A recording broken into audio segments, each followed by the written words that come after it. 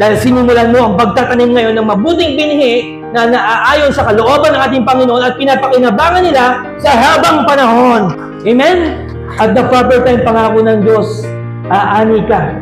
Hindi ka madedihado, kaya huwag kang tumigil na gumawa ng mabuti. And thirdly, there is a promised harvest for those who do not give up. Mayroong ipinangakong ani, panahon ng pag-aayos sa mga hindi sumusuko.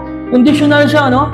Mayroong kang aanihin if, kung hindi ka susuko, hindi ka titigil sa paggawa ng mabuti. So, pag nakita mo ngayon na parang wala namang resulta, huwag kang tumigil, huwag kang sumuko, hindi pa proper time. Kasi may pangako Diyos, may proper time dyan, huwag ka lang sumuko, tiyak aani ka, tiyak pagpapalain ka ng Panginoon.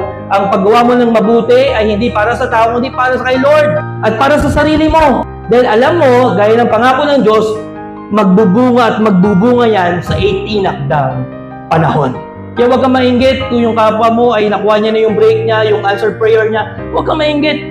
Yun yung time niya eh. Meron ka rin time. Usually, nawawalan tayo ng gana kasi nagkukumpara. Focus on the Lord and He's leading for your life personally as a person, and there is this proper time that He will allow you to harvest the goodness that you have sown in Him.